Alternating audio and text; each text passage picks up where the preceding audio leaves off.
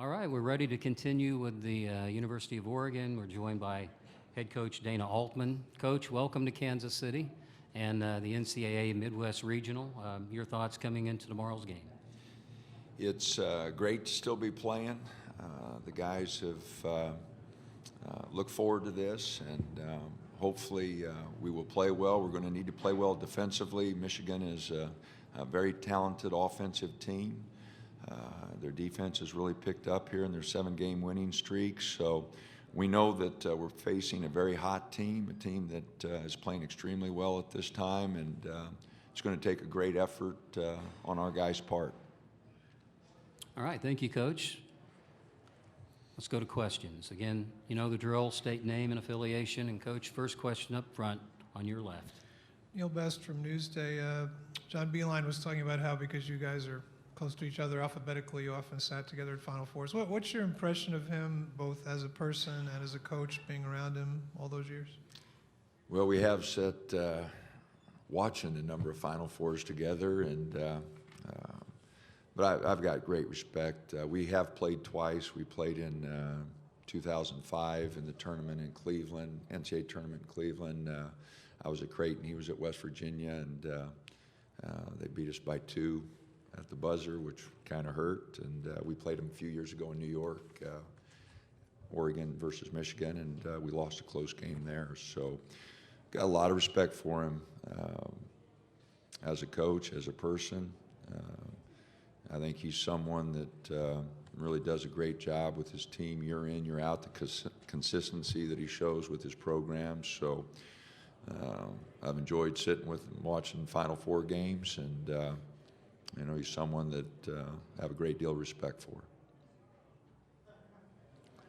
Coach, we'll go to the far right now. Hey, Dana. Eric Olson with the AP. Following up kind of what I was asking about earlier with regard to you kind of being back in your part of the country. You know, obviously you've had a lot of success at Oregon and been there for some time now. Going to the West Coast after coaching in this part of the country as long as you did, I guess, how much of an adjustment was that for you? It was a little bit of an adjustment first couple of years.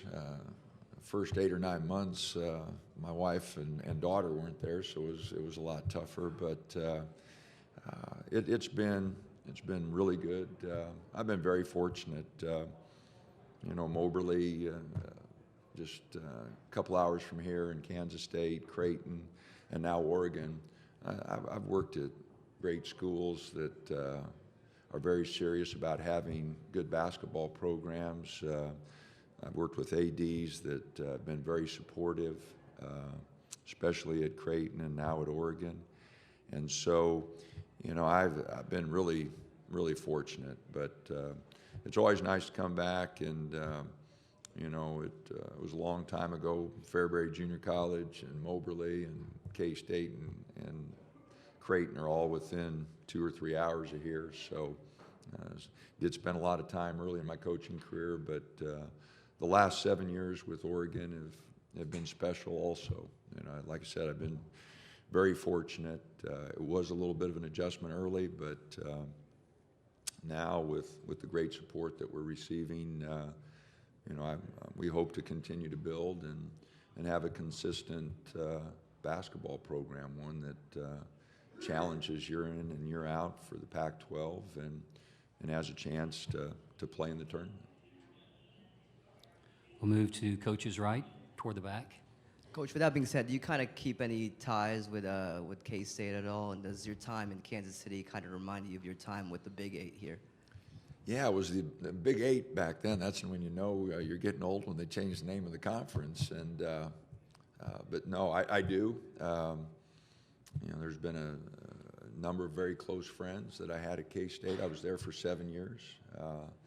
So yeah, I stay in touch with a number of them, and a number of them will be at the ball game tomorrow.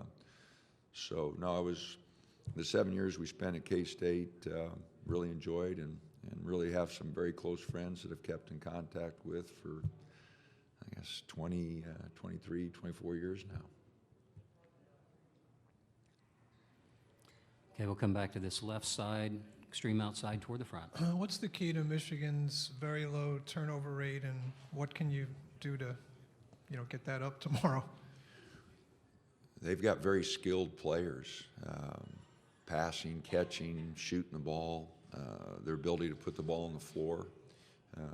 John always has recruited very skilled basketball players, and that's really obvious with this team. It doesn't matter if it's the 7-footer or the 6'10" guy; they're all capable of putting it down and bringing it down the court. And passing and catching is such an underrated skill, but they do a great job. And so their low turnover rate, I'm sure, is an emphasis of the coaching staff, but you still have to have really good players, and their skill level enables them to handle the ball and do the things they do offensively. Their principles, their concepts offensively are all geared to having 4 or 5 guys that can shoot it on the floor and keeping the floor spread. So John recruits to that style. He's always done a tremendous job with it, and because they are also very highly skilled, it does cut down on turnovers. In the back. Rob Mosley from Go Ducks, kind of parlaying off that. If transition opportunities are limited because they're taking care of it, how do you feel about the way you've been executing in the half court? How somebody like Peyton, Casey, how are those guys running the offense in the half court right now the last couple weeks? Well, offensively, we've played okay. Our transition has been great. Our numbers have been off the chart. But, in the half court, with the exception of the last 8 minutes of the first half against Rhode Island, our ball movement, our things were pretty good. But, we had a terrible 8-minute stretch there that defensively, and part of the problem defensively is we turned the ball over so darn much and gave them layups. So we've got to do a better job. Our guys know that. We've got to be sharper with our execution. We've got to make teams guard a little bit longer. We had some quick possessions, some bad possessions that we won't be able to get away with against Michigan. So we're going to have to play a lot better and play a lot smarter.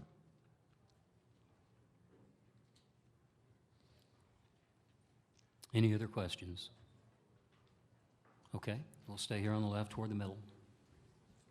Bria Maranthus, CSNNW. Jordan and Casey just said that they were kind of rooting for Michigan with everything they've been through up until this point, of course.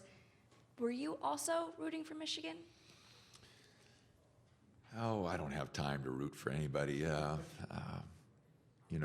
is, a unique story. Obviously, having something like that happen really puts everything in perspective of what's important. And sometimes we get so tied up in the season, that we really believe that winning and losing is the most important thing, and you do lose perspective. So I'm sure that really brought them together. But I don't think I cheered for them. I do think it's a great story, though, and how Coach Beeline says they bonded together, and it's really made them much closer. That is a unique story.